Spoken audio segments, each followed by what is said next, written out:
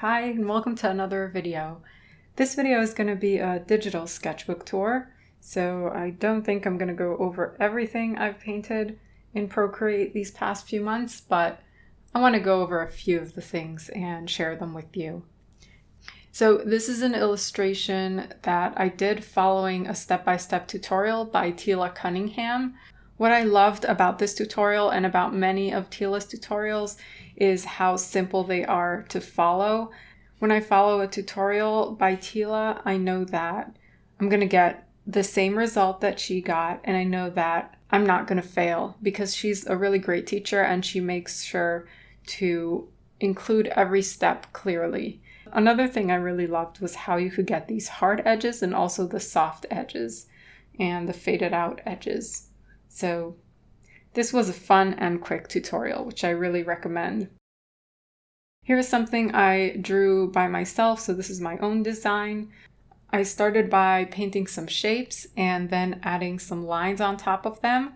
I didn't draw all the shapes in advance and then add all the lines. I probably drew just the cat and just the rabbit and then made the lines. And once I felt confident that I could keep doing this with different shapes, I packed the rest of the space and I actually reused the same rabbit here and here. And, sometimes you get stuck and you don't know what kind of embellishment to add, but you try a few things and then something sticks. I also experimented with different color combinations until I found something I liked. Experienced illustrators often have their own color palette and they know their go-to colors. But when you're a beginner, you sometimes have to experiment with different colors and different color combinations until you find the right thing. It's not just a matter of picking a color and then it's going to work. Sometimes the color choices are really bad. And it can be frustrating, but it can also be rewarding when you finally find something that you like. Then I added these shadows simply by copying the pink layer and duplicating it twice and turning it around and resizing it. So that's one of the great things about working digitally. You have so much control over what you're doing. So rather than struggling with the medium, like struggling with the technical aspects of watercolor or pencil or any other medium, I feel that digital media is very forgiving, especially Procreate, which is really intuitive because you're literally drawing on the screen. And finally, I added a paper texture on top, which adds a little bit of a texture and interest to this drawing. And then I challenged myself to pick another color scheme, so I ended up going with this blue and yellow. And someone on Instagram told me that they look a bit like zombies because of the yellow eyes, and I really like that. I think that's funny. Then I tried something similar, but with a little bit more of a composition. So I would say that this previous one was a bit more of a surface pattern, and this one is more of a standalone composition. It may not be a great composition, but it was my attempt at creating some sort of a composition. So again, I started with the rabbit and the cat, and I also added this wavy design at the bottom, and then I experimented with some embellishments that might work on each of these. So not too much and not too little. And then I added the leaves. So I believe that I created just this red leaf.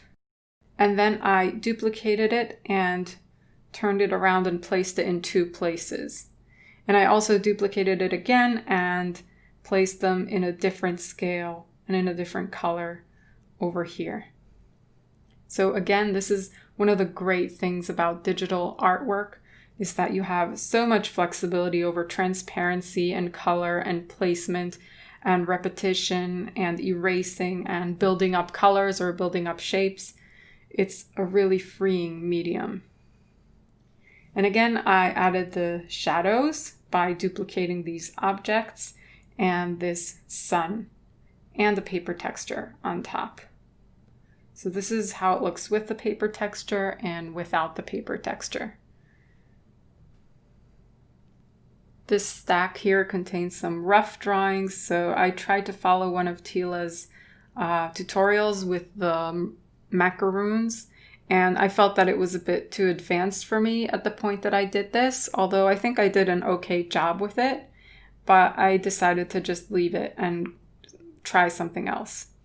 Here I tried to paint a picture of my cat Squeaky, and I abandoned this midway because I really didn't know what I was going for. Was I going for something super simplified? Was I going for something realistic or semi-realistic? And I felt that it just wasn't working and I didn't know what to do with it. So I just abandoned this. And this was a really fun exercise that I did when I was taking Charlie Clement's live class on Skillshare about drawing faces. So she talked about different skin colors and how to just create expressions and poses and faces and different people. And this was really freeing and fun and fast. So obviously these are pretty rough, but they gave me some confidence to say, oh, it's not a big deal to just create quirky people. You don't have to practice and be super realistic, because it's really easy to make something look like a person with just eyes and a nose and a mouth and stuff like that. These next ones are the stages of taking Tila's Watercolor Florals class on Skillshare. So the first exercise in the class is just to practice some petal shapes and leaf shapes in a watercolory style, and then to draw a few flowers, and then these other flowers and some leaves. This may not be the order that they're in the class. It's just the order they're in Procreate. And this was my final project. So a bouquet of flowers. And what I loved about this class is that I felt that I didn't have enough confidence to create a composition. And I feel that a bouquet is a sort of a composition. You have your bigger elements and your smaller elements and your supporting elements, and everything has to work together harmoniously. And another thing I loved about this class is that the shapes are so simple. These are just circles and super simple shapes. You don't have to be an artist that's practiced for years and years how to draw flowers or have some superior control. Anyone can do this. And I love that about Tila's classes. They're super empowering.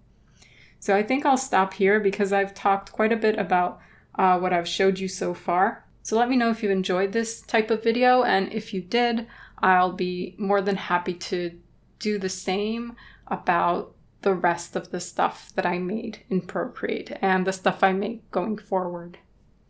So thank you for watching. I hope you enjoyed. If you did, consider subscribing if you haven't already. Leave a like, and I would really love it if you left a comment just to say hi or tell me what you'd like to see or tell me what you enjoyed about this video. So thanks, and I'll see you in the next one.